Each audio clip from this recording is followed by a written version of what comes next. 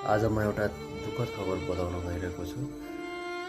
जुन देशको लागि खेल्छु, देशको लागि केही गर्छु भन्ने सोच राखेर अघि बढेका जुन युवाहरू छन् उनीहरूलाई चाहिँ डेथ भएको छ। विभिन्न सञ्चार माध्यमका अनुसार और अफिसियल क्रिकेट बोर्डका अनुसार यो खबर चाहिँ अफगानिस्तानको हो।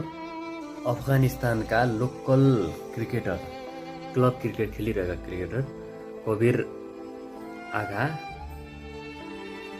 शिव घाटुलाज र हेरोन नामका जुन अहिले यङ क्रिकेटरहरू थिए उनीहरूको चाहिँ डेथ भएको छ। डेथ हुनेको कारण भनेको पाकिस्तान एयर स्ट्राइक भनेको छ। यो सँगै धेरैजना निर्दोष व्यक्तिहरूको डेथ भएको छ। त्यसले गर्दाखेरि मृतकप्रति हार्दिक श्रद्धाञ्जली व्यक्त गर्न चाहन्छौँ